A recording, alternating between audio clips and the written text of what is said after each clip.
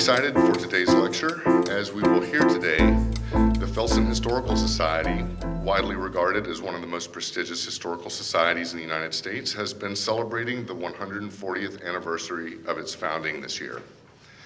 Together with the Kentucky Historical Society, the Filson has had a major role to play in the history of Kentucky and the history of history professions in Kentucky. The Filson and the Kentucky Historical Society loosely share an origin story with some of the main characters and events having traces to Frankfort, especially including Daniel Boone with his wife, who may rest at the Frankfort Cemetery, the old state capitol, 3 generations of the Brown family of Liberty Hall Historic Site, Senator John Brown, his son Orlando Brown, and Orlando's son, Colonel John Mason Brown. I'd like to briefly read an excerpt, just 2 paragraphs, from a 2003 article in the Register of the Kentucky Historical Society by Thomas E. Stevens entitled, "A Glorious Birthright to Guard, A History of the Kentucky Historical Society," that explains some of these connections. It all started with Daniel Boone. On January 14, 1834, the Frankfort Commonwealth published a letter detailing Boone's rescue of his daughter Jemima and her friends Elizabeth and Francis Calloway from their Shawnee and Cherokee kidnappers. The letter, written by John Floyd on July 21, 1776, a week after the event, captured the imagination of several Kentucky historians who wanted to see such items preserved for the future. One was Orlando Brown, co-publisher of the Commonwealth. 2 years later, on April 22, 1836, Brown and 15 other patriotically inclined Kentucky gentlemen met in the Secretary of State's office at the state capitol to organize the Kentucky Historical Society. Brown's father, former U.S. Senator John Brown, was chosen president of the meeting.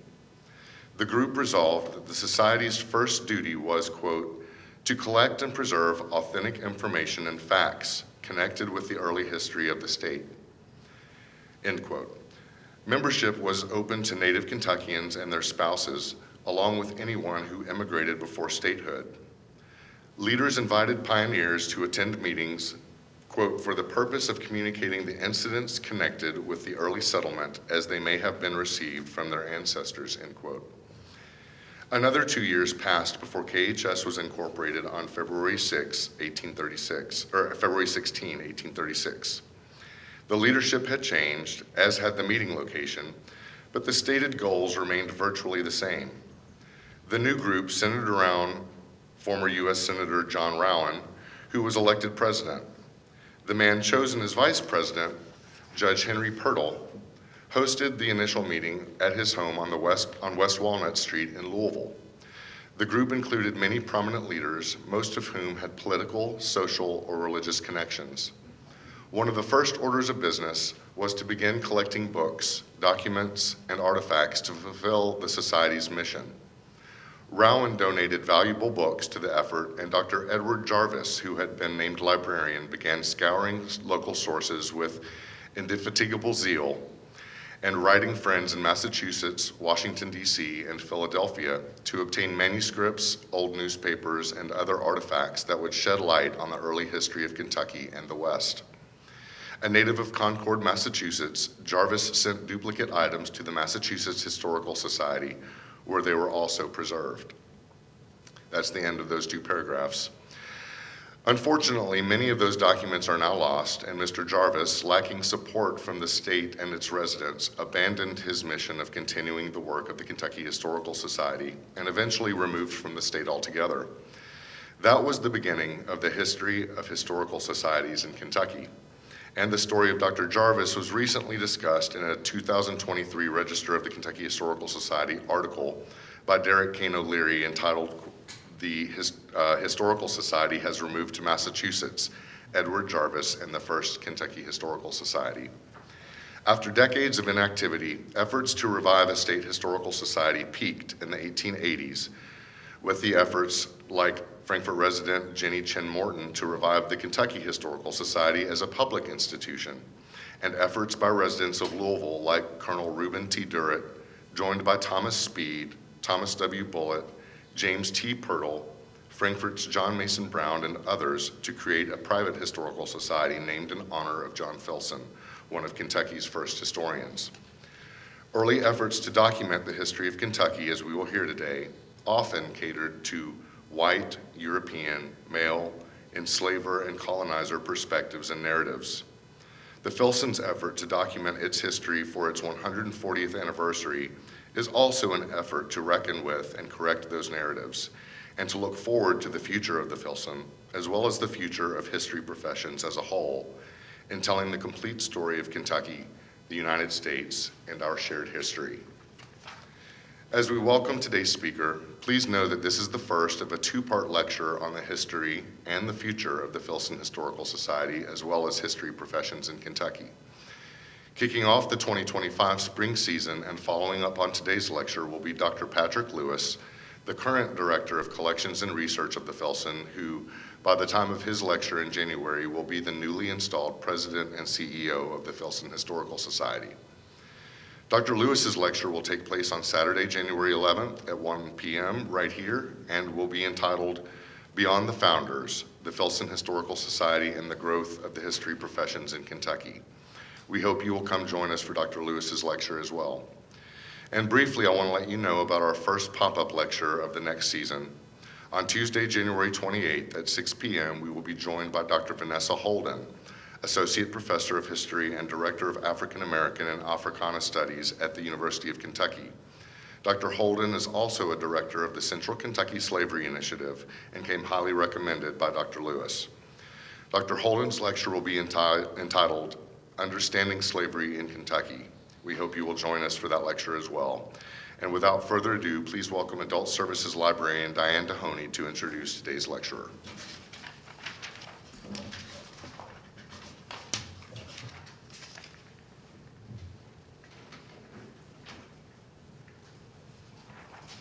Good afternoon. Welcome to the Paul Sawyer Public Library. As John said, my name is Diane Dehoney. I'm our Adult Services Manager here at the library. We just appreciate you all coming out to share the afternoon with us in the Frankfort Heritage Lecture Series. I just want to say a big thank you for your support this year. We've had some wonderful lectures, and you all have been great and turned out every time, and I hope you've enjoyed it and learned as much as I have.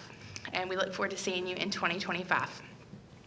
Today, it is my great honor to introduce Dr. Daniel Gifford. He is a public historian who focuses on American popular and visual culture, as well as museums in American culture. He received his Ph.D. from George Mason University in 2011. His career spans both academia and public history, including several years with the Smithsonian Institution. Gifford currently serves on the board of directors of the Filson Historical Society in Louisville. Please help me to welcome Dr. Daniel Gifford. All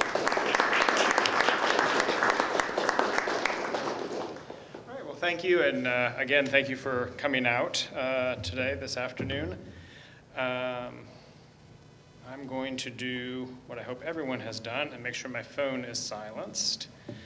And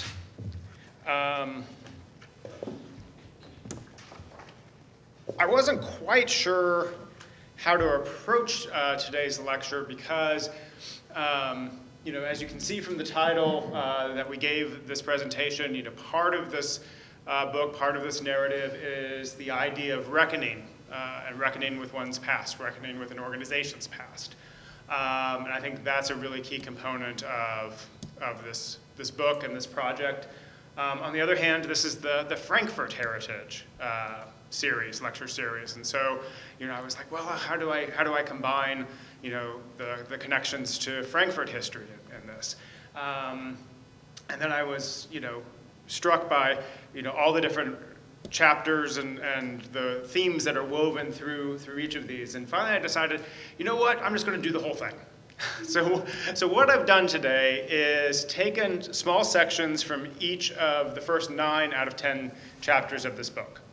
And I'm going to read them to you, just like I said, they're small paragraphs, short paragraphs from each of these chapters to give you a sense of the topics, the flavors, a little bit of the narratives, and then I plan to just kind of talk with you guys about the research process, what was discovered, what is in this book, so that by the end, I hope that you have sort of a sense of the depth and breadth of this project and how it touches on Frankfort history, Louisville history, Kentucky history, United States history, the history of history, and all these elements in between, as well as some of the aspects of this word reckoning, this idea of what does it mean to take an anniversary like the 140th. And you notice we say commemorating 140 years. I don't say celebrating on the cover, because there are parts of this book, as you'll quickly find out, that aren't celebratory. They are tough. They're hard to think about. They're hard to grapple with, but necessary. Necessary for our organization that has been in existence for 140 years to know what its next 140 years will be, needs to be, and can be. So that's a little bit about sort of my approach today and what I hope to accomplish. Just to give you kind of a real broad picture of the book before I do that, though, as I said, it was written for the 140th anniversary. It was started about 2 years ago with a conversation between myself and Filson leadership that really focused on who were the original founders and how did they come together, and that's really where I'll start with some of my readings. As we see, it focuses on a specific 15 years, the founding era of the first 15 years. I'll talk a little bit about why I ended with 1899. Unlike maybe some of the other lectures that have been part of this series, I really don't have, nor does the book have, what I would call a central thesis. There really isn't one, through line that I'm trying to describe from beginning to end. Instead, what I hope you take away if you buy the book and read the book is a 360-degree look at this era, the Filson, its founders, especially Reuben Durrett, who is the gentleman on the cover. You'll hear me mention Reuben quite often today. I didn't want to go into this expecting anyone to be convinced of one particular thing when it comes to the Filson. I wanted people to have the opportunity to say, wow, in some ways they were way more progressive than I would have thought. In other ways, wow, they were way more entrenched in their time and their ways than I would have thought, and everything in between. And so again, as I read some of these passages, you may get a sense of that as well. And then, again, this sort of idea of direct and explicit reckoning. And those words actually came from Patrick Lewis, who you see wrote the introduction to this book, was mentioned as the next speaker in this series and the incoming CEO of the Filson. And that was really, I think, key to him for this project to be successful, for this book to be successful, was for it to be really something that tackles warts and all in institutional history. So with that, I'll go ahead and read from the first chapter. Now, the other thing I will say is this chapter begins at the beginning, which sort of falls in the middle of our sister organization, our compatriot organization, the Kentucky Historical Society. This is not a flattering passage that I'm going to read, and I want to emphasize that this is speaking from the 1880s, not KHS as it is today. And I think you'll quickly see why I put that caveat out there, because times have changed for both organizations. So, beginning of chapter 1. In March 1880, Kentucky historian Richard H. Collins wrote a letter to a man he had never met, Louisville's wealthy whiskey wholesaler Charles P. Moorman.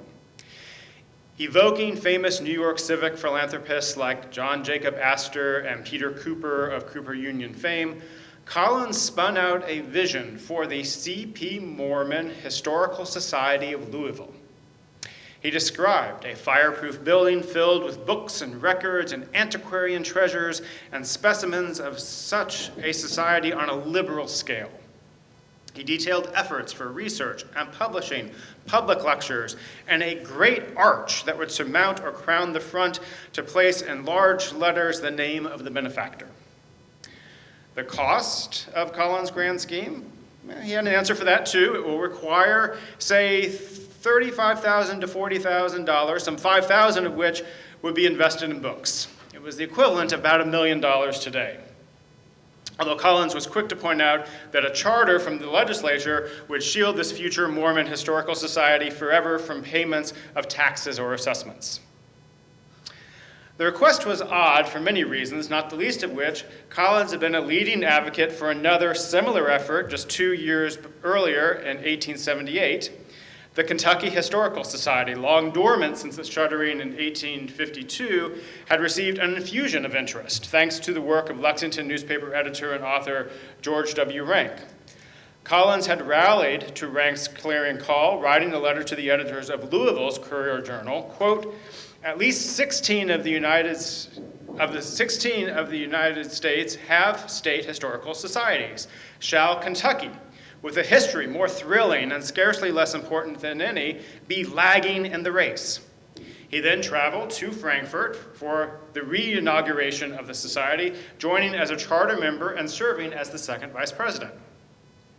Yet by 1880, this effort proved unsatisfactory enough for that Collins was shopping for a new historical society, noting that the undertaking in Frankfort would never do much to develop Kentucky history on its present cramped and insufficient basis. Lack of means first, and lack of enterprise secondly, would continue to keep it in little more than swaddling clothes. Ouch. Not true today. One wonders what went through Mormon's mind as he read the expensive fundraising ask from a historian he had never met and possibly had never heard of. We do know he declined, despite the attractive naming opportunity and the mental picture of a stoneway arch bearing his name on 4th Avenue.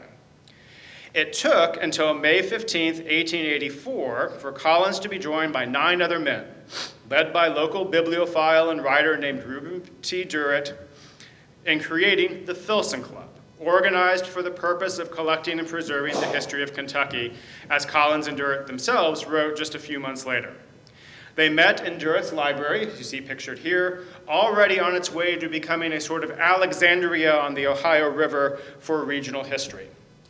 Named for John Filson, Kentucky's first well-documented historian and the club's patron saint, in the words of a Nashville newspaper, the Filson Club would go on to thrive and grow from a little group of Southern gentlemen to become today's Filson Historical Society. Yet Collins was hardly alone in coming to Reuben Durrett's famed library that May evening, carrying a portmanteau of previous experiences relating to historical societies and their ilk. Of the original 10 founders, 7 have been instrumental in other attempts to create organizations for the collection and preservation of the region's history. While these efforts sputtered and mostly failed, they nonetheless contributed to the Filsons' origination. It was precisely because the 10 founders arrived at that first meeting with experience and the knowledge of what they wanted and did not want going forward that the Filson Club had a fighting chance for success. So this is the story of in the first chapter, is how did the Filson make it for 140 years, but most importantly through those crucial first 15 years, that founding era when so many historical societies were foundering, or just closing up shop entirely.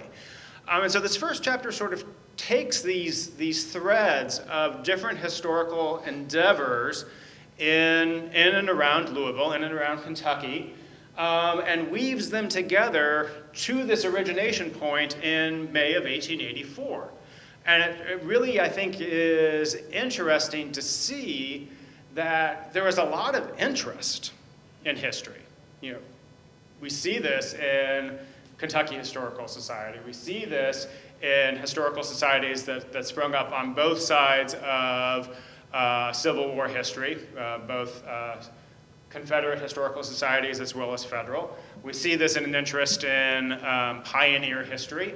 But all of those efforts were sputtering or failing outright in the 1880s as we lead up and into this moment in 1884 and beyond in those first 15 years. Now, what's also interesting about this is the fact that this is taking place in Louisville. And I have a section of the book that I'm going to read from as well that I think helps address that and helps situate why this was important and why it was rather unique. And it comes in a part where, again, this idea that there was a lot of interest in history and talking about how different sort of county or local historical societies were quickly reaching out to the Filson, quickly using the Filson as a resource right from the beginning.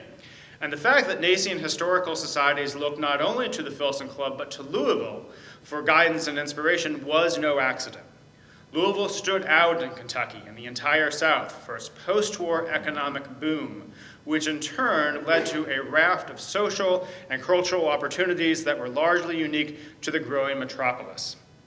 While much of the state repudiated industrialism and looked to restore an agrarian past, Louisville cast itself as a center of manufacturing, trade, transportation, and finance. The resultant middle and upper middle class citizenry, not to mention more than a handful of newly minted millionaires, organized themselves into charities, societies, clubs, and associations that drove a diverse intellectual life in the city, of which the Filson Club and another organization that's mentioned in this chapter, the Polytechnic Society, were just two examples. Perhaps only Richmond rivaled Louisville in the South for this marriage of industry and intellectual communities, a fact that was not lost on historian John Bell Henelman, who wrote in 1893, while most of the states in the South have nominally historical societies, after Virginia, Kentucky seems especially prominent in having a society which furnishes regular publications. This is the Filson Club of Louisville. So this idea that, other than possibly Richmond, that it was Louisville that stood out as a center of people, an intellectual life, people coming together to talk about current events, talk about history, talk about religion, talk about any number of cultural activities and topics. That made the Filson thrive in a city that had that sort of intellectual environment. And I think it's sometimes hard to picture how important Louisville was in relation to the South coming out of the Civil War. And we'll talk a little bit more about that as well as we get into how the Filson gained traction and what it was really building from.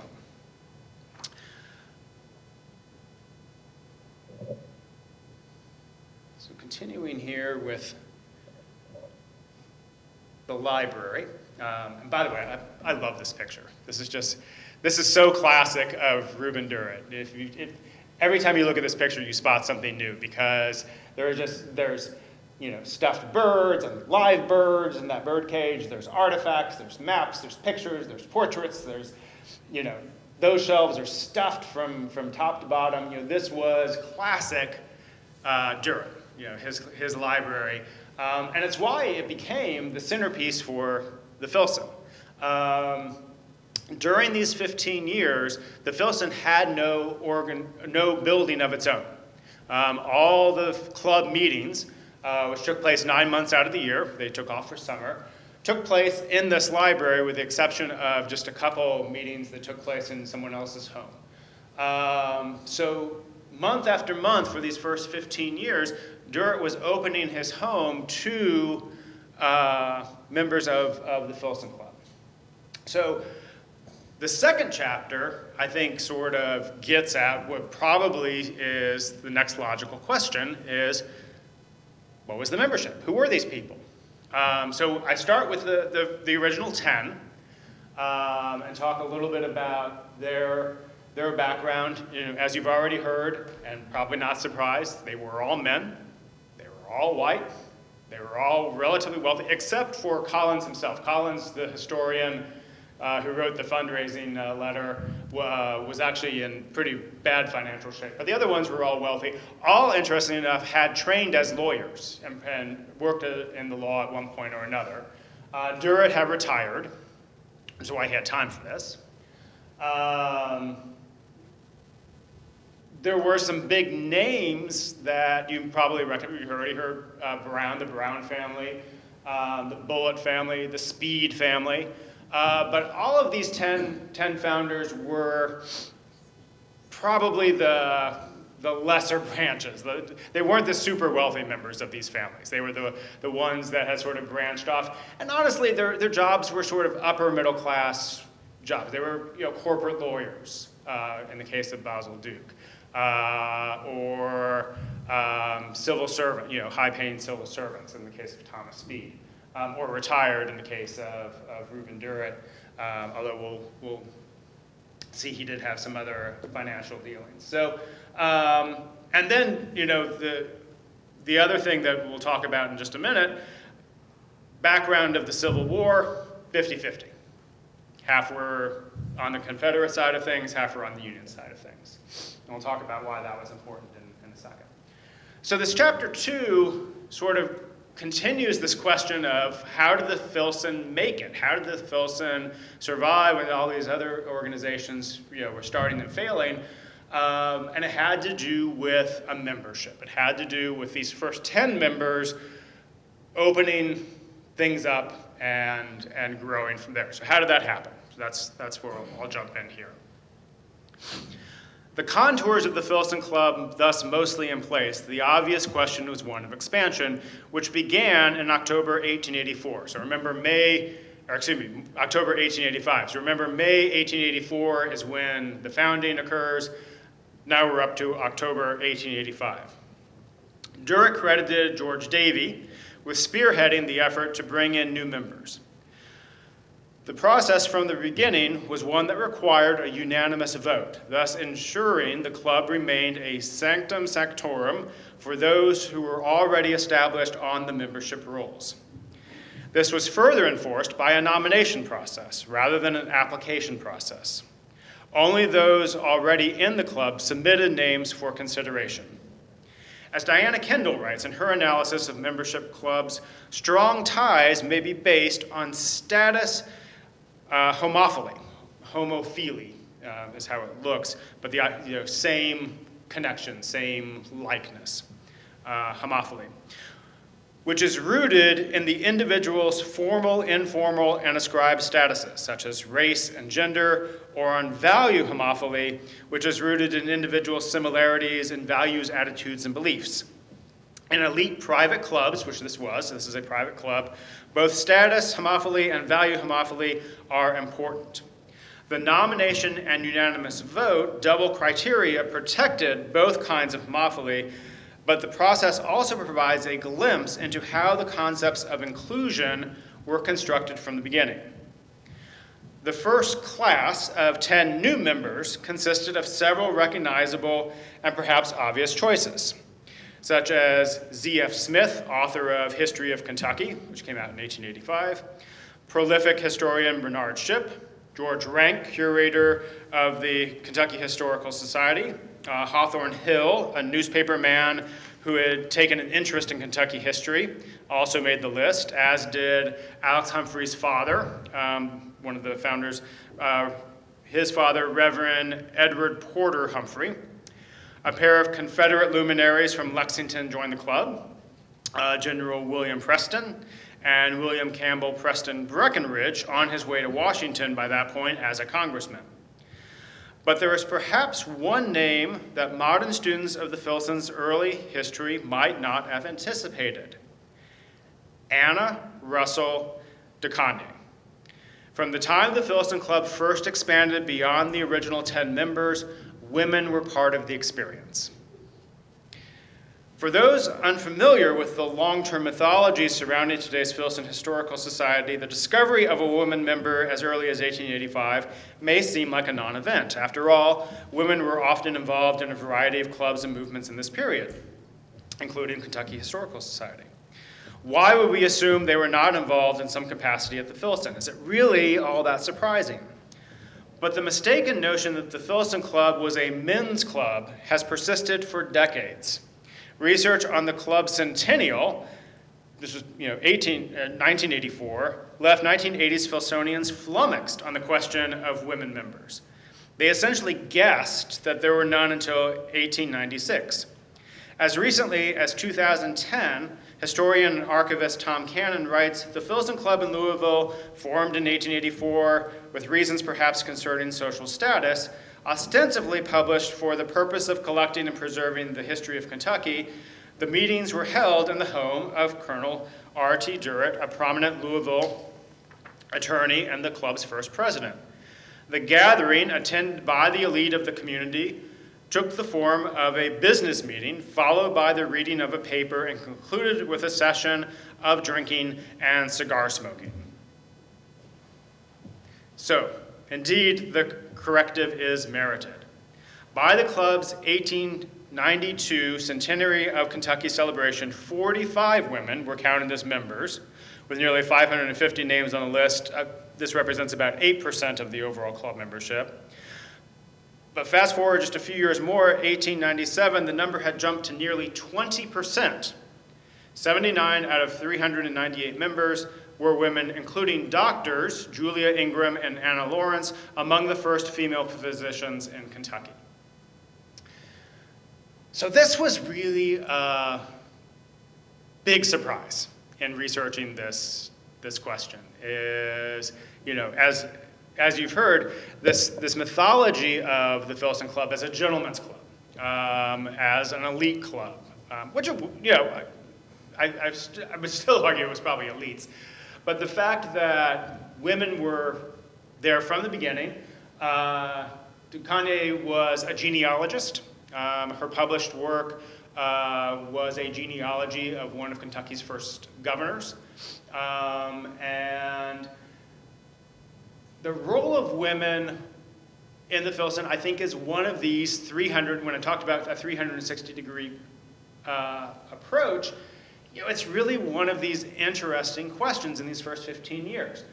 In some ways, the role of women was surprisingly progressive.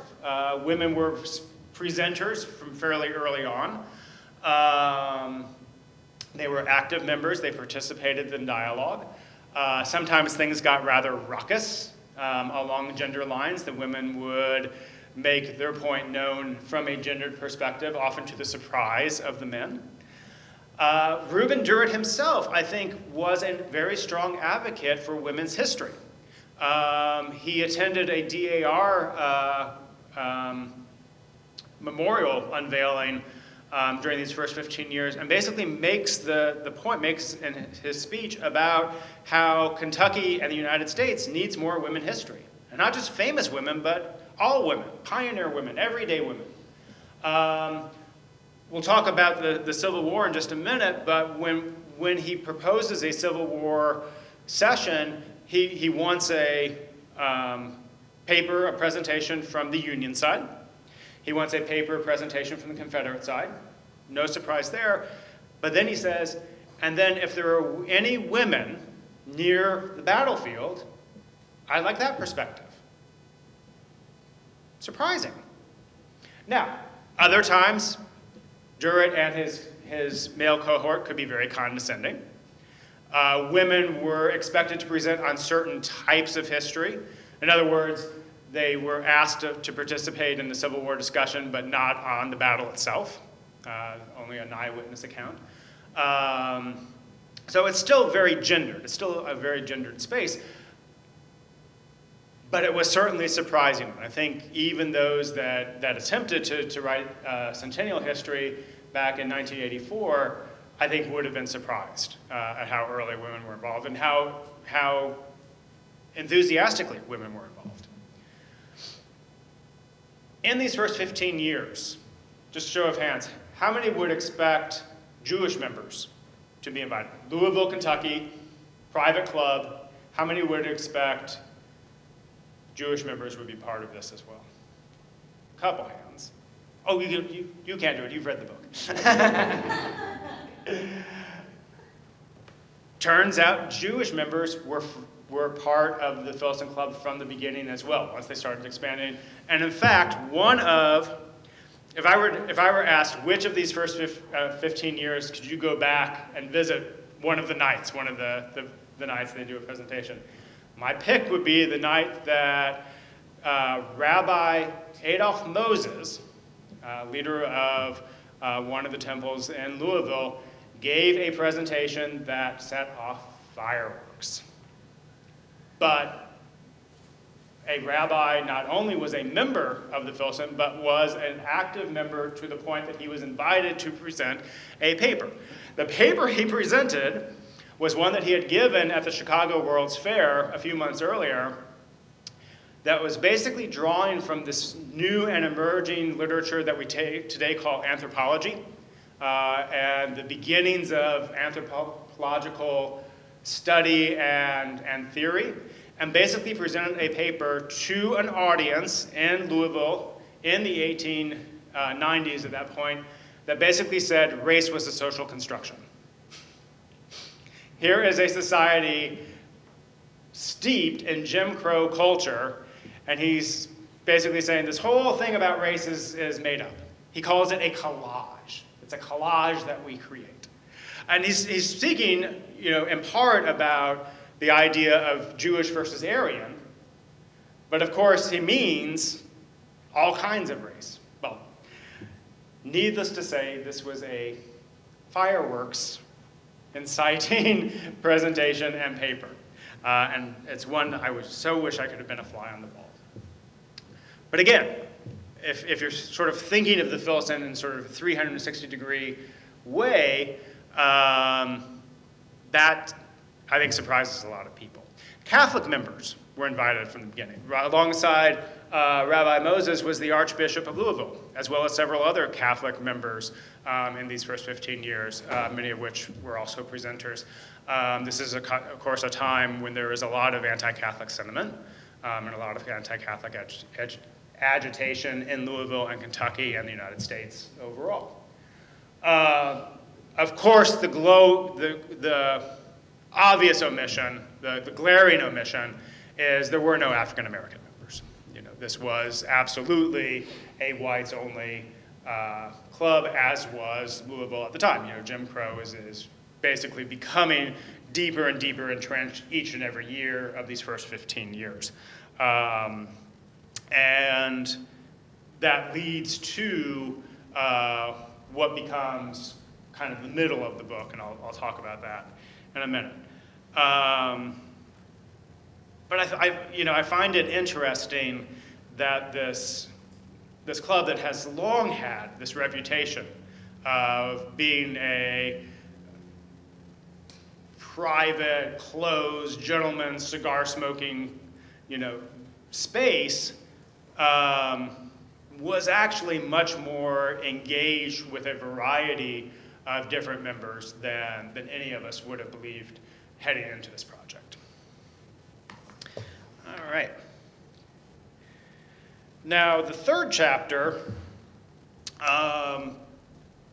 deals with it's a little down in the weeds, but especially having come off the second chapter where we're sort of busting myths and talking about, some of the mythologies behind the Filson and then what the actuality was. The third chapter does much of the same, but it centers around, instead of membership, centers around the Civil War and the question of the Civil War.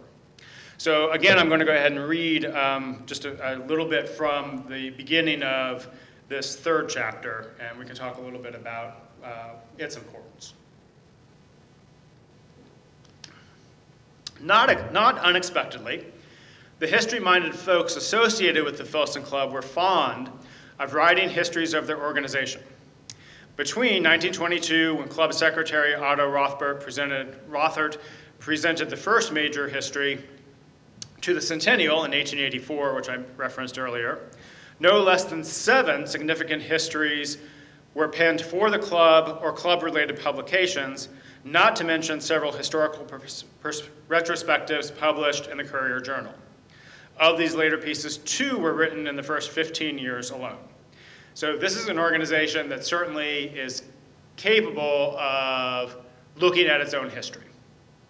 But it would take until 2009, on the cover of this, for a major revisionist history of the club to be produced. That was when Jacob Lee's Whether It Really Be Truth or Fiction, Colonel Reuben Durrett and the Filson Club, Historical Memory in Postbellum Kentucky, was published in the winter edition of Ohio Valley History. After more than a century of Filson Club histories being largely recycled hagiography, here was an uncompromising and masterful look at the early years, as well as the club's guiding light, Reuben Durrett. It tackled the veracity of Durrett's written historical work, as well as his collection of historical artifacts, proudly displayed in the Filson Club's meeting space, the famous library.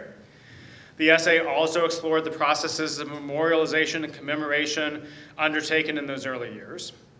But its boldest and most viscid argument was this, quote, "When the founders of the Filson gathered in May 1884, they implicitly agreed to ignore the Civil War, looking instead to Kentucky's pioneer heritage for a common past."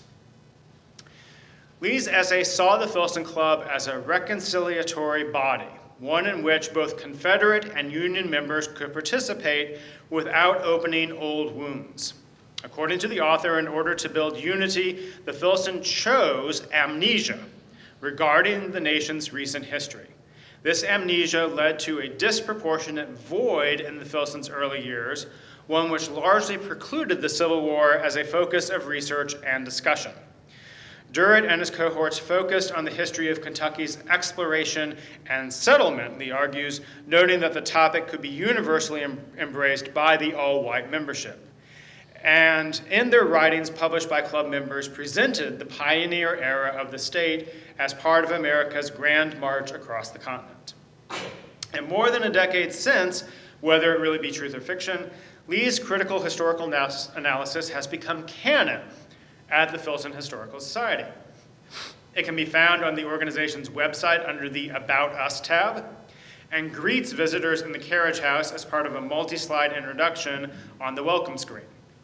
Filson leadership often cites the Civil War argument, and more recent scholarship in Ohio Valley history has built upon the foundations of Lee's work. But without turning Jacob Lee and his pivotal essay into a straw man, it is worth revisiting the role of the Civil War in the early years of the Filson Club. Was there an implicit prohibition on the topic of the Civil War?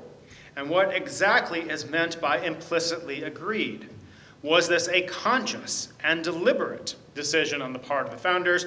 2 words Lee markedly never uses in his essay. When and how was the life experience of the Civil War something shared by most members of the club, woven into the fabric of meetings, and did this occur earlier than 1898, which is commonly seen as the first year of the first explicit Civil War-themed meeting at the club?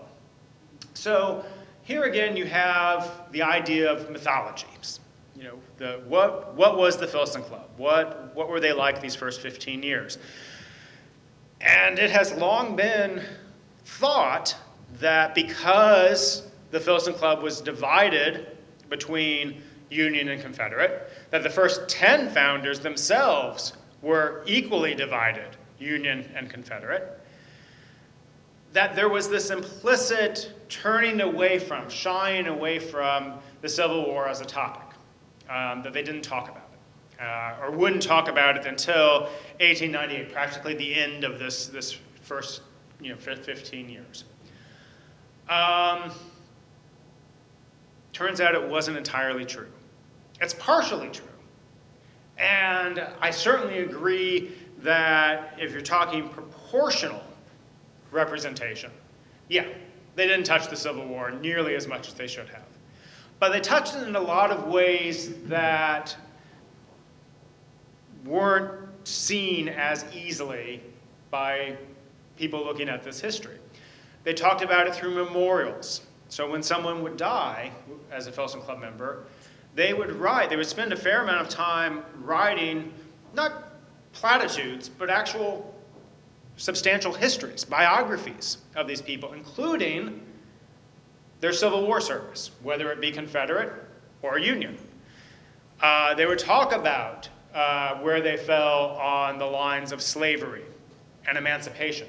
They would talk about how members had accepted or worked against orders on both the Confederate and Union side as it related to their service in the Civil War. So in other words, there were ways in which the Civil War was a very active part of the conversation.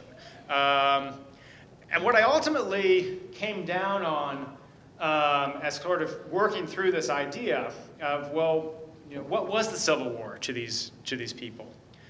The Filson Club ultimately became, to use a terminology we use today, a safe space for people to talk about the Civil War in a way that had guardrails, that had a structure, that had a way of engaging in the topic in sort of meaningful, substantial, but grounded ways.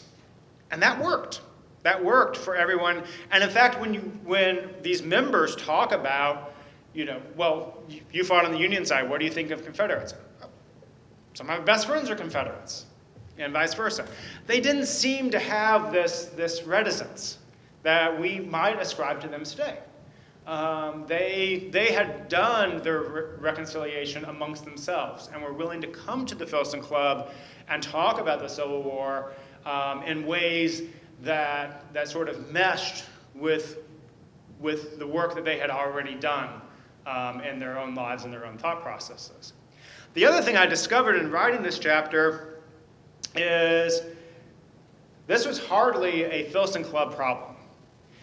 The American Historical Association in Washington, D.C., the big umbrella organization, had actually convened whole conferences and reports specifically around the problem.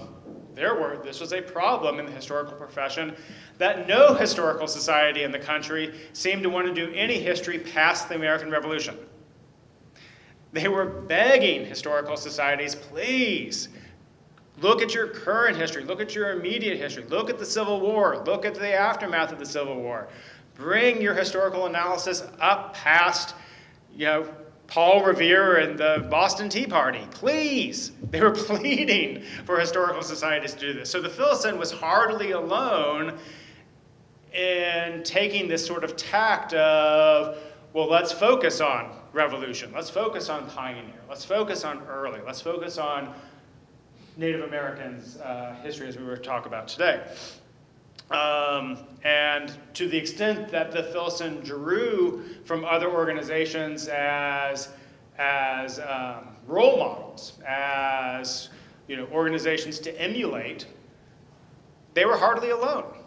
Just because they happened to be in Kentucky, just because they happened to be split between Confederates and Unions, that really didn't seem to have the impact that I think current historians might have assumed, that this was a broader problem. So that's a little bit about chapter 3. A little, like I say, that chapter might sometimes feel a little in the weeds because it's dealing with such a specific mythology of the Filson itself. But I think for anyone, in fact, I had the opportunity that I was very grateful for, actually in this room, to, before the book came out, give a little bit of a preview of this chapter to the Frankfort Civil War Roundtable. And so I think if anyone is interested in Civil War history, this chapter does have a lot of interesting stuff in it. All right, so the next 2 chapters, I think, then gets into really this question of reckoning, the explicit reckoning. And absolutely, and without question, the most important reckoning is the one around race, the question of race.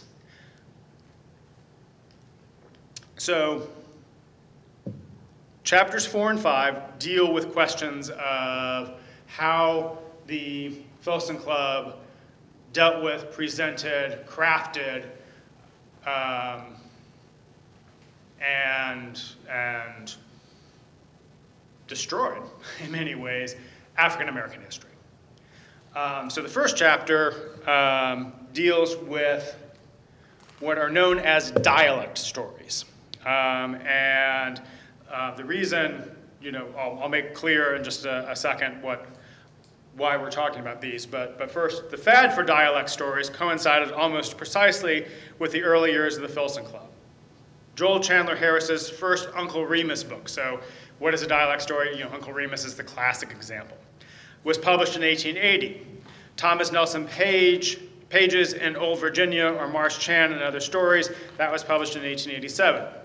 Both writers had largely abandoned the genre by the end of the century, so this fad is basically synced up pretty perfectly with the first 15 years of the Filson. Closer to home, Kentucky authors Anna Fellows Johnston and Irving Cobb likewise contributed dialect stories boom. Long before Johnston's The Little Colonel was made into a popular Shirley Temple movie, the author enjoyed a fan base akin to a kind of religious fervor. As has been documented, the Filson Club's proceedings were surprisingly eclectic. Although the mainstay of a meeting was the presentation of a historically themed paper, other contributions included poetry, memorials, topical discussions, and the passing around of interesting artifacts. There was also another type of regular contribution, dialect stories. This chapter will examine the 5 evenings where dialect stories were either presented or part of the Filson Club's conversation. A 6th instance is the focus of the next chapter. Dialect stories were rooted in a particular type of nostalgia, one that could appeal equally to both Unionists and Confederates, assuming they were white, of course. Writes Daniel Anderson of Memoirs, but applicable more broadly, that the delightful life before the war became a standard cliche suggests how commonplace narratives of nostalgia became. Nostalgia was a vital ingredient to this literature because it fed upon a prevailing sense of discontinuity. Through nostalgic memories, however, an Edenic Old South was created to reestablish a sense of continuity with the splintered past. With Kentucky and Louisville especially straddling that splintered past, dialect stories proved additional glue for the reconciliatory work being undertaken in the Filson Club's safe space. There are reasons Anderson calls this a standard cliche. Civil War historian Karen Aviva Rubin, working from the scholarship of Eric Reed, suggests that repetition was key to this era of rebuilding a post-bellum world. Not just the literal rebuilding, but the overhaul of the Old South's cultural space in Gilded Age America. Repetition builds memory. What is not repeated is quickly forgotten, she notes. Memory is not the reproduction of experience and mental images, but a product of construction through repetition of images, words, and communication. Thus, the efforts of prominent Filson Club members outside of the monthly Monday meetings are likewise relevant to this topic, as they help feed and justify the fad for dialect stories and the false memories they created. So I spend a fair amount of time in this chapter going through each of these 5 examples of dialect stories as they appeared in these first 15 years. I go over what the content was, what the themes were, who the presenters were, sort of what their role was at this time, deal with all of those things. And then I ask a question that I assume is being asked by readers at this point. 5 nights out of 15 years. Is this really so bad? Isn't this to be expected? Will we expect anything better or worse? Weren't these just part of the times? And And I think this gets into why it was important to write this book in the first place. I think it's very easy when you're looking at an organization with a past like the Filsons, when you're looking at 140 years, when you're looking at the 1880s and 1890s, it's very easy to say, well, that's just the way it was. Things are different now. Why go back and shake up skeletons out of the closet? We've moved on past that, right? Well, one, I think that's debatable, but two, I think it's important to say what these 5 stories, these 5 nights did in a larger context, in a larger picture.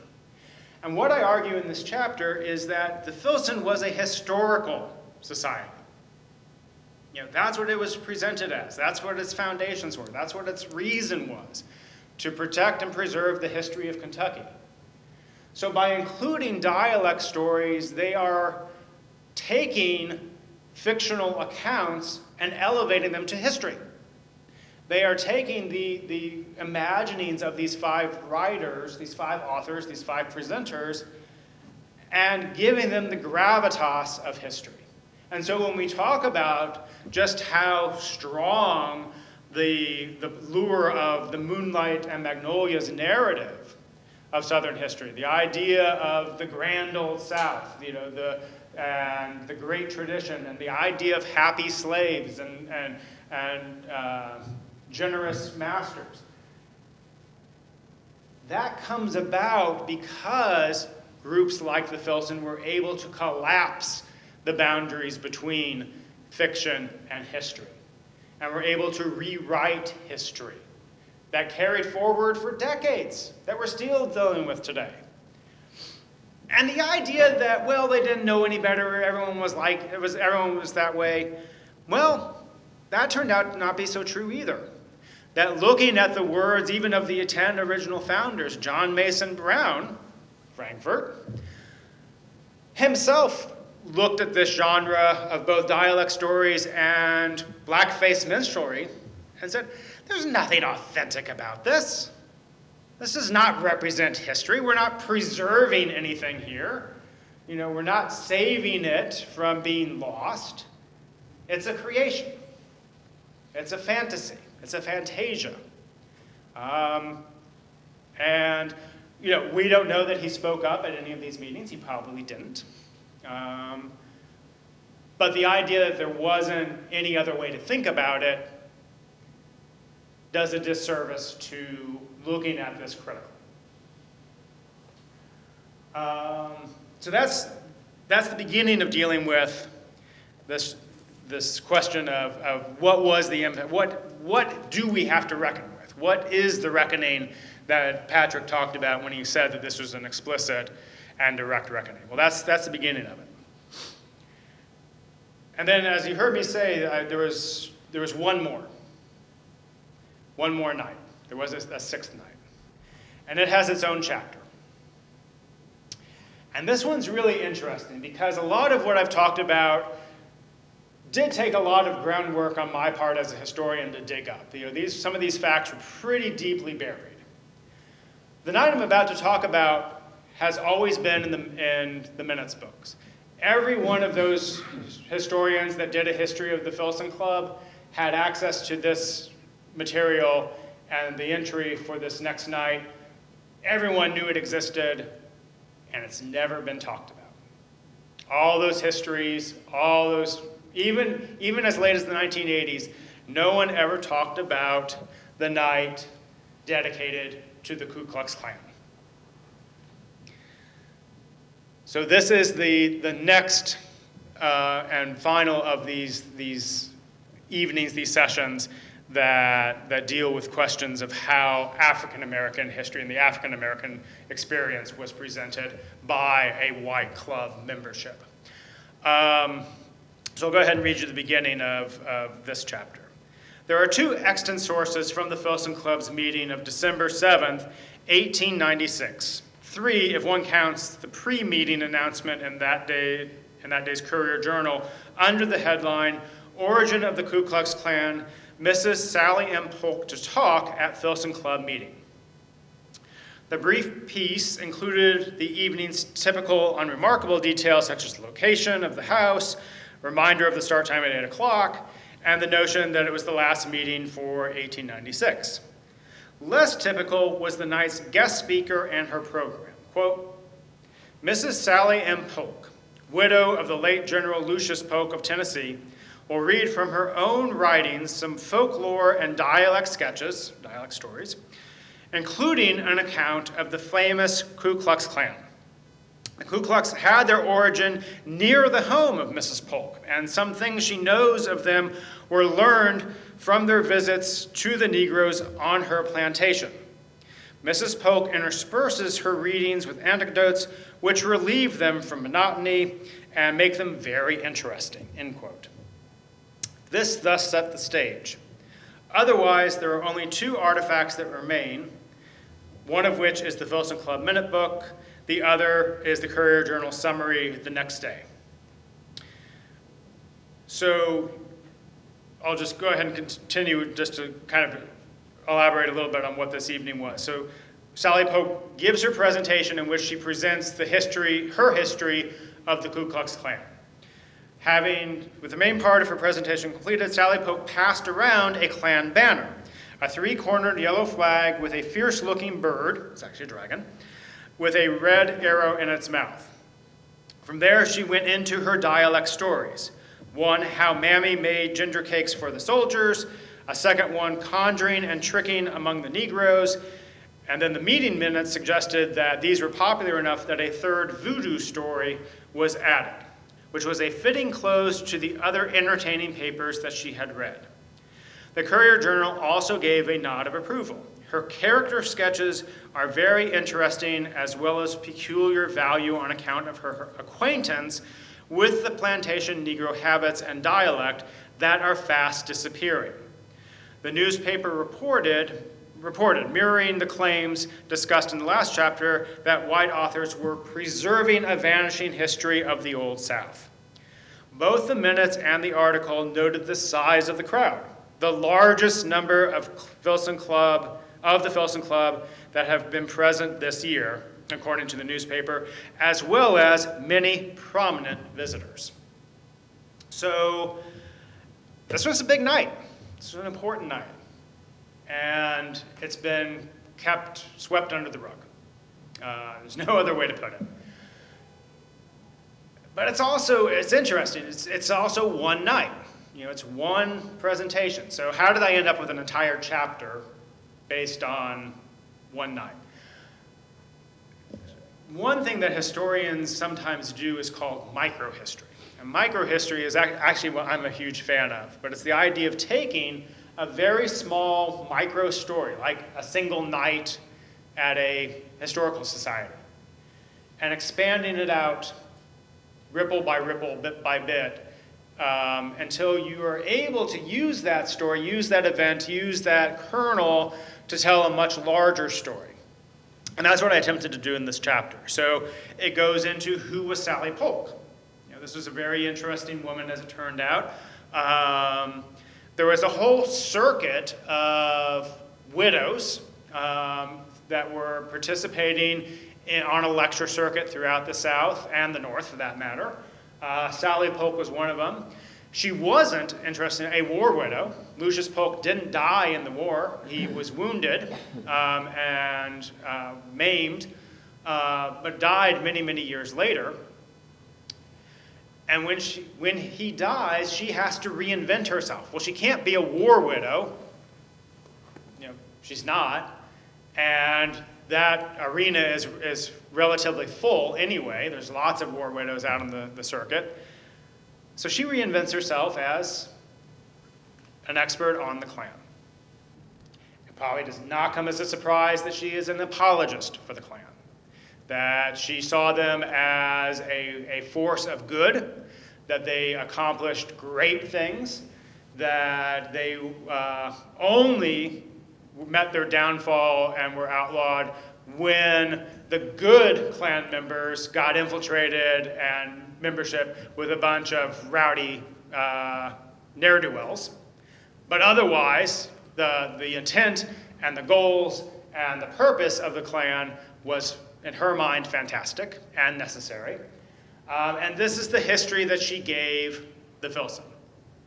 She brought with her this banner, and we know now that it is this banner because this turned out to be in the Tennessee State Museum in their collection. They, of course, knew who the donor was, but they had no idea, had no way to confirm how the donor had gotten this banner.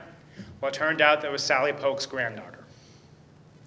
So the banner that Sally Polk brought with her to the Filson that night eventually was inherited by her granddaughter, which then was donated to the Tennessee State Museum, and now the two pieces have been brought back together as a result of this.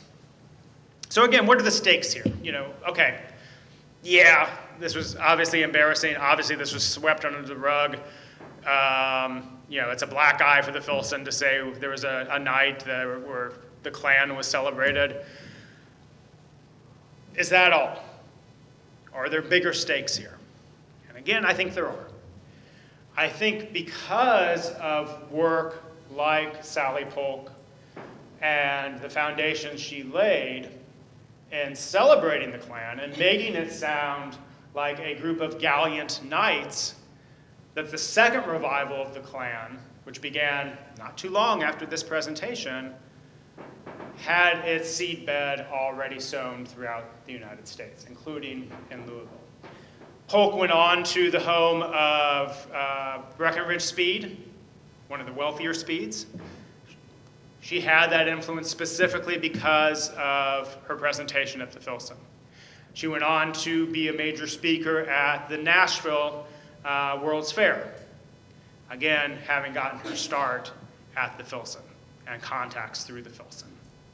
So, this chapter, again, takes one night out of many, and makes it much bigger, gives it a much bigger context, but I think necessarily so as part of that idea of reckoning and intent. So that deals with many of the questions. I won't say that all the questions are answered. I don't think you could ever say that. Many of the questions around race. Then we take a big turn, and we get into the question of how the Filson and the Filson Club was part of exhibition and presentation of history, starting with the Southern Exposition in Louisville, but most significantly for the next chapter, the Chicago World's Fair. How many have read Devil in the White City? Okay, so if you've read that, you know the Chicago World's Fair. And of course, within the Chicago World's Fair, there were also state pavilions, state history, or state pavilions, including Kentucky's. You may recognize out front, let's see if this is a pointer. Yeah. Here. If you've ever been to Louisville, you might recognize the Daniel Boone statue. That actually began with the Chicago World's Fair. It actually began with the Filson Club. There's a lot in this chapter that sort of busts myths around that as well. But the reason that this is there's a chapter about this at all is as soon as Kentucky committed to a Kentucky building at the Chicago World's Fair, it was decided that the top floor of that building would be dedicated to Kentucky history, and the Filson Club would be put in charge of it, with Reuben Durrett clearly taking the lead. And this begins a journey for Durrett and the Filson Club, which was probably the best word I could use is fraught. This was not an easy journey. And in fact, let me go ahead and read to you, as we approach the end of this chapter, sort of where things stand. But those who knew Reuben Durrett and the Herculean task he had undertaken also knew that he was largely disappointed and thoroughly exhausted. An unsigned letter, quite possibly written by Durrett himself to the Courier-Journal a few days after the Kentucky building's dedication, did not pull any punches. Quote, Kentucky started out to make both a practical display and a historical display. A committee of the Filson Club, which started out to gather up artifacts of interest for the Kentucky building, has enough available material to make a historical display as interesting as that of Massachusetts. Pretty strong claims. The fact that Kentucky did not have such a display was blamed solely on the commissioners, who have given so little encouragement in this work that the people having it in charge, disgusted with the perniciousness displayed, have at times been constrained to abandon it and leave the Kentucky building in its bare, uninteresting condition. The letter concluded, with a little liberality shown them, they could have the upper floor of the Kentucky building transformed into an interesting historical museum. End quote. The author wasn't wrong. Even the Board of Commission apologized for the fewness of portraits in the galleries, saying that after all the earnest soliciting had been done, more had been withheld than forwarded for the building. Durrett was, to use today's vernacular, over it. I think it's a really fascinating window into the mechanisms of what it takes to pull off good history. And in this case, not pull off good history. I mean, everyone pretty much agreed this was a swing and a miss. But again, sort of looking at what are the larger stakes, larger questions.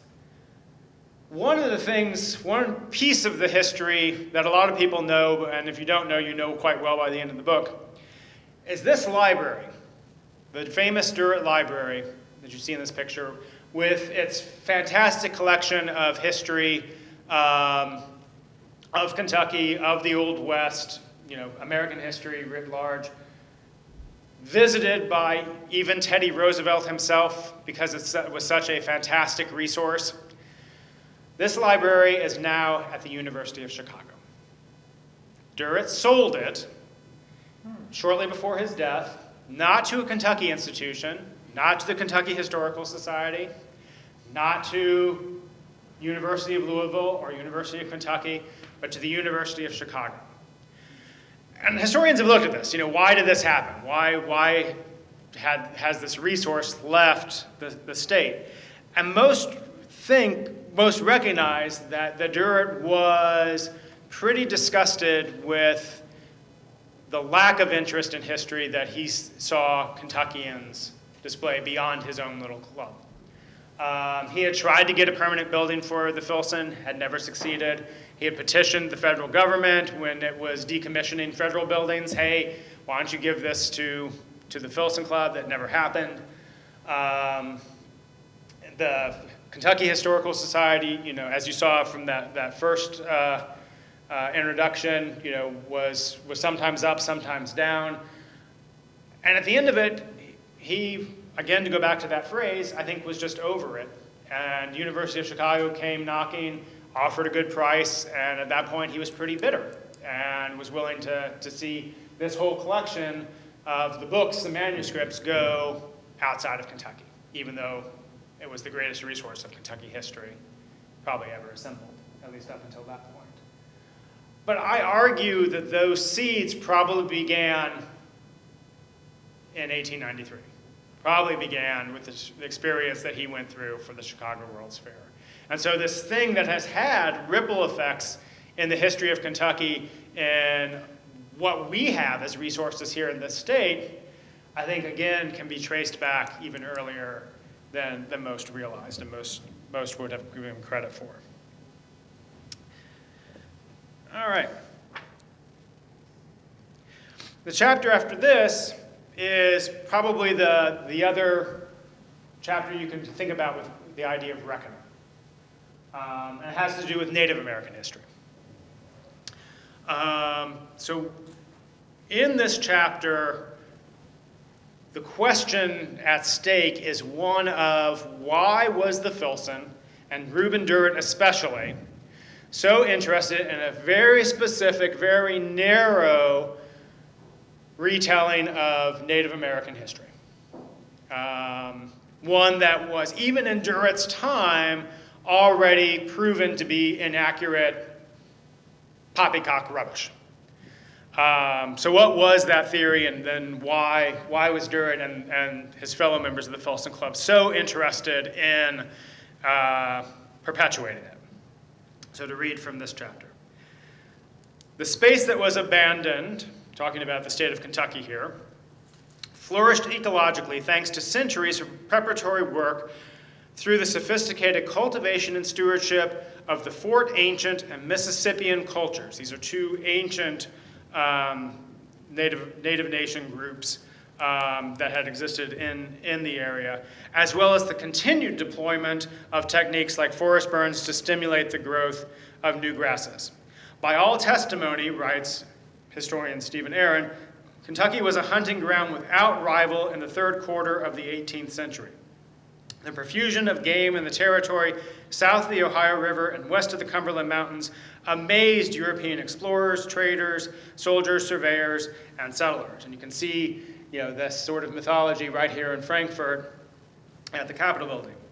These groups turned a willful blind eye to the evidence of connection between this land and the multi-ethnic villages that surrounded it. To them, the area was unimproved by human hands, even though later colonizers mimicked indigenous techniques of burns and tree girdling on an ecologically cataclysmic scale to improve the land. The difference was scale, with whites using century-old methods at a rate native nations never imagined. Until then, it was easier to propagate the happy hunting grounds mythology, one so deeply seated that the Kentucky Department of Fish and Wildlife Resources called their flagship publication Kentucky Happy Hunting Ground until 1992. Regulating these lands to a status of hunting grounds within Western conceptions of the term ultimately separated them from a vital role in playing and sustaining native communities, which depended on the land for survival. These constructions ignored that such ancestral and cultural ties to the land gave groups like the Shawnee a sense of custody over the vast hunting ground. This included repopulating it with villages on a seasonal basis, as well as the resumption of plantings such as beans, pumpkins, and corn, and again, the practice of periodic burns. Whites disregarded all of this, insisting that the region was an unoccupied Eden, derived of Providence. Writes Aaron, by ignoring Indian cultivation and then equating improvement exclusively with cultivation, Europeans voided Indian claims to Kentucky. Over a century later, particularly due to their interest in white pioneer history, the Filson Club became one of the most ferocious promoters of this myth. So, this chapter deals with this question. Why was Durrett and why was the Filson Club so fascinated in this mythology, which, as I said, by the time that they're presenting these papers and presenting this history in the Filson Club, had already been overturned. The Smithsonian itself had done tremendous work in proving that a lot of this was completely mythological. And yet, Durrett and others keep coming back to it over and over and over again. And it's actually a little bit of a mystery, and I really like this chapter because it plays out like a mystery, including the smoking gun. So I'm not going to spoil it. I'm going to leave the answer to the question in the book, other than to say, as a historian, it was hugely rewarding to dive into Durrett's life and to come up with an answer that made sense. It's not an answer anyone should be particularly proud of, but it's an answer that makes sense. And again, that is part of this idea of reckoning and this part of intentionality. And today, the Filson is doing really tremendous work in building bridges and making connections to modern incarnations of native nations.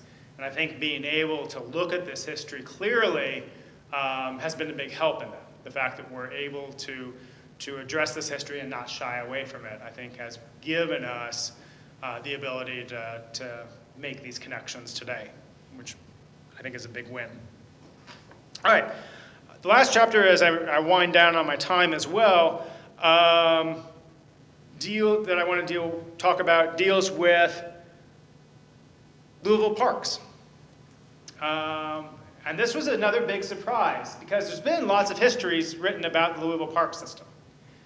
But no one had ever talked about how this was connected to the Filson Club and how so many members of Louisville society that helped create our parks, our beloved parks, had actually come together in the space of the Filson Club itself. So this is a bit from this chapter. Although many writers and scholars have noted the contributions of Reuben Durrett to creating the public park system in Louisville, there are gaps in the storytelling, particularly around other Filson Club founders, Thomas Speed, John Mason Brown, and George Davey.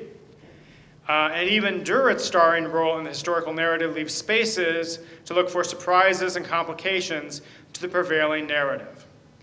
And so what I discovered is that going all the way back to the first year of the Filson Club, which coincided with the Southern Exposition, two of the founders, Thomas Speed on the left and Frankfort's John Mason Brown here on the right, had worked together to create a war memorial, a commemoration space for veterans and others to come and participate. Even more interesting, the memorial was interactive in that it contained a register for Civil War veterans to sign. The War Memorial Department attracted all soldiers of the Civil War, and the register, quote, is rapidly filling up with names that represent nearly every regiment and corps of either army. Collectively, the lists are an impressive artifact created by hundreds of contributing soldiers, almost always divided equally between Confederate and Union names, as well as representing nearly every state on both sides. Thus, throughout 1884, Thomas Speed and John Mason Brown were given a first-hand look at the power of public displays. The War Memorial brought issues of commemoration, mourning, remembrance, and reconciliation out of the private sphere and into the public space. John Mason Brown expressed these connections most eloquently in 1886 at Frankfort's centennial celebration. Speaking a year before the beginning of Louisville's own parks movement, Brown had some thoughts on public spaces and their importance. Quote, "We stand in the very company of the famed and the loved. Their forms, invisible to mortal ear, fill the air. The inspiration of their presence is here. It quickens our hearts, it warms our souls. They call to us, to the duties of the patriot. They point to us, the paths of honorable usefulness." It was not so different from the arguments that parks served as conservators of good morals as well as good physical condition.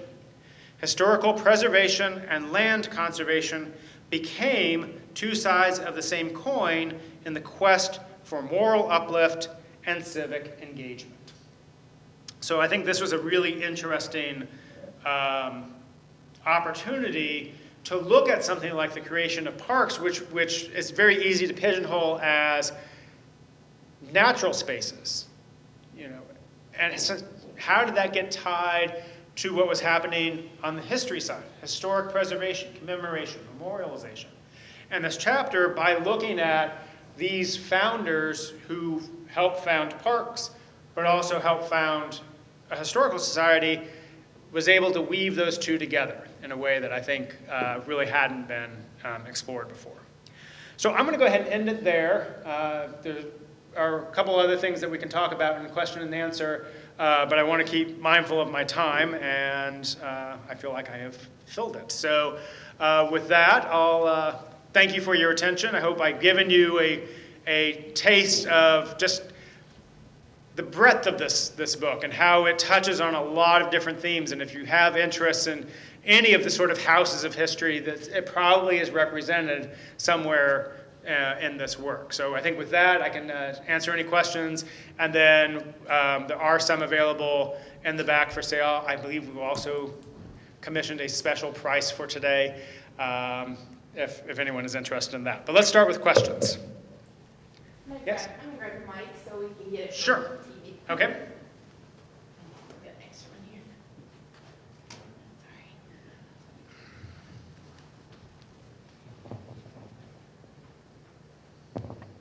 I was just wondering, where is the war memorial? It was a temporary display, and in fact, there aren't any photographs of it. If there are, I haven't been able to locate any. The best we have are written descriptions. But it was, we do know it was several cases of materials, guns, artifacts, documents, uniforms, letters, and all of those probably went back to their original donors at the end of the season. Another question. In the library that Durrett had, was there a lot of Kentucky authors, or was it just more like just historical things from all over, time-wise? So no, if there was anything related to Kentucky history, including local authors or authors writing from other states, he probably had a copy. Actually, he probably had multiple copies. He spent voraciously, he collected voraciously, he wasn't the best organized. When the University of Chicago took the books away, there was so much that was intermingled with stuff that actually was the Filson Club's, that it was many years of back and forth to get it all sorted out. And in doing that, there were also discovery of multiple copies and things that were also that he had bought that he probably shouldn't have because they were fakes, forgeries. Maybe he knew, maybe he didn't. Is there another hand? So the memorial became the city parks for Louisville? No, what I try to do is make the connection that the impetus to create this war memorial, which was temporary, which wasn't permanent, led these same men who went on to create the parks just 2 years later, recognized that something permanent could do the same thing, that something permanent could also be a gathering place, could also have civic value, could also, because Louisville didn't have that. One of the letters I read where Reuben Durrett had written a lot of other cities to ask what they were doing.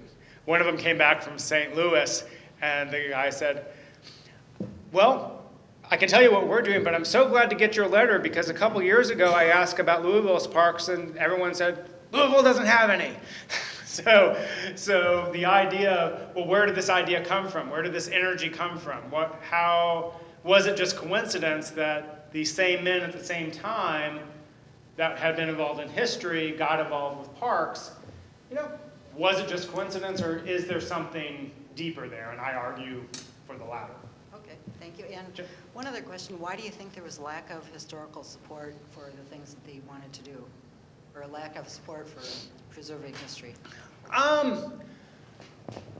So I think part of it goes back to what I read, that Louisville was unique within Kentucky, that there wasn't always agreement in the inherent value of intellectual pursuits, cultural pursuits. In fact, when part of the reason there was so much friction over the World's Fair building is there were a lot of people that thought it should just be about agriculture and natural resources. It's like, why spend any money on history? Who cares about that? It should be practical. And so I think part of the answer is it was maybe a different set of values or values that maybe weren't shared in the same way that communities within Louisville shared them. It always comes down to money. I think that's a big part of it. And I think maybe a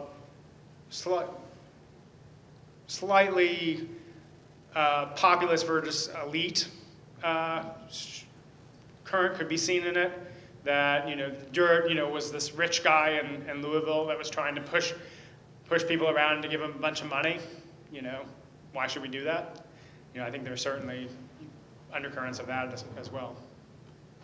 Yeah. Though there's much to be grateful for with regards to Durrett, is there, I've read about, there's also something of a cloud over him too, especially in the veracity of his appetite for acquisition. And I know something I read recently, I think relating to the Shane papers. It may have been Shane or Draper, one of the two, that the means by which he acquired those were somewhat suspect. And do you treat any of that in your book, or is he the founder and sort of a glowing aura?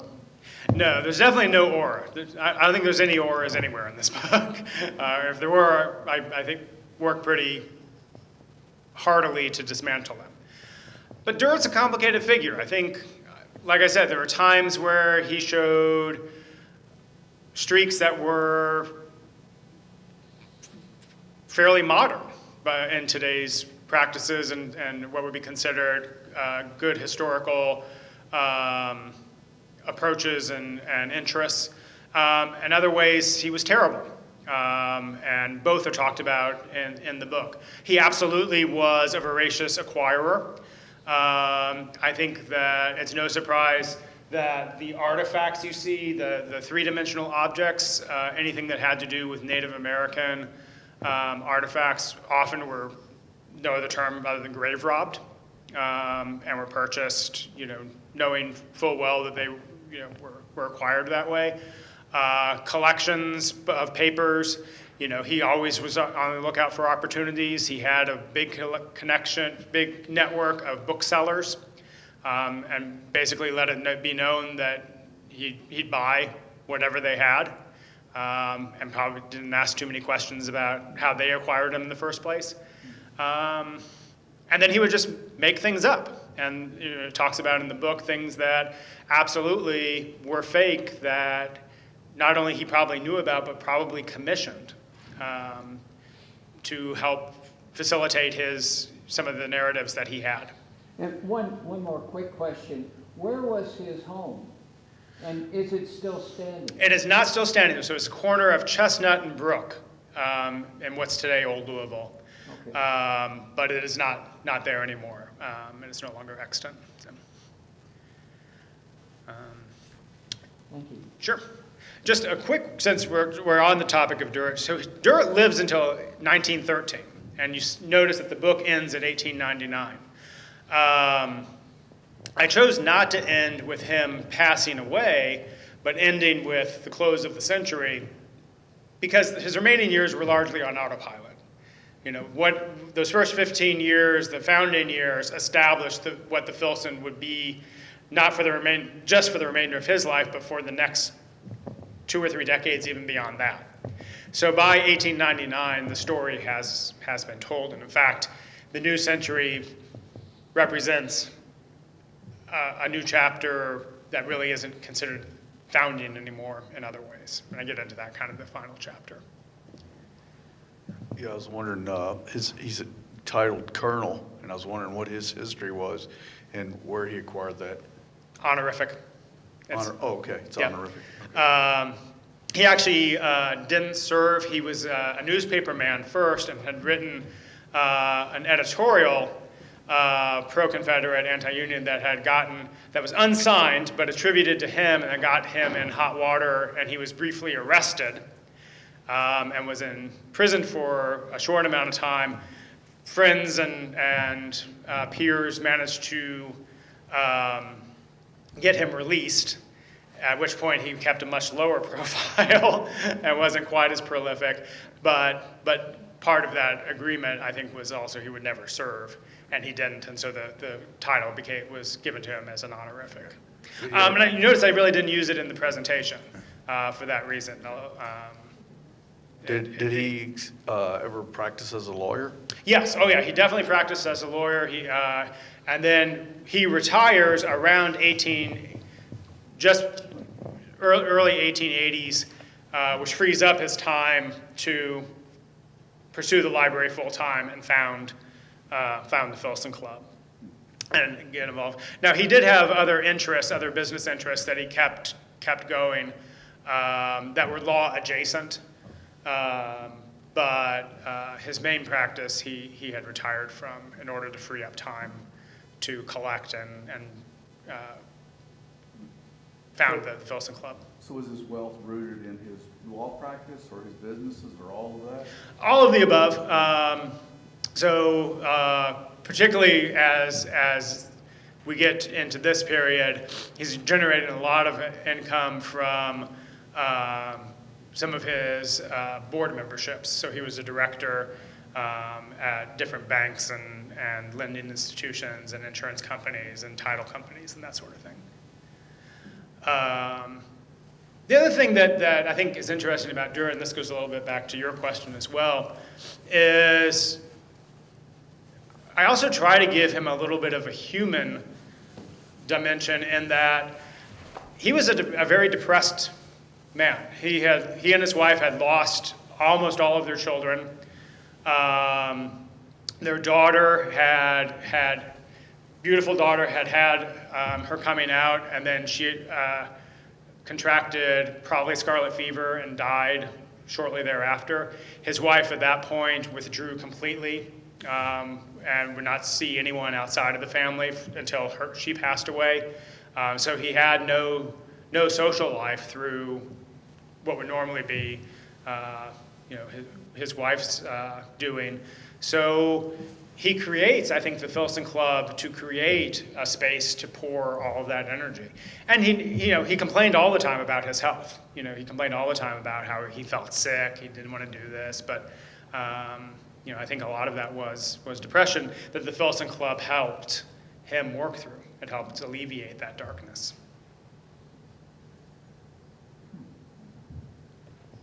All right. Any other questions? Just one quick one. I can sit. Okay. And I'll repeat it. So When he sold the books to Chicago, did he get the money or the Filson Club get the money? oh, it was not the Filson Club. It was his money. His books. And like I said, it was within months of his passing away. So I think he knew his time was coming to an end. So almost all of it went to his son, his one surviving son, who was also a fairly tragic figure. The son had also lost children.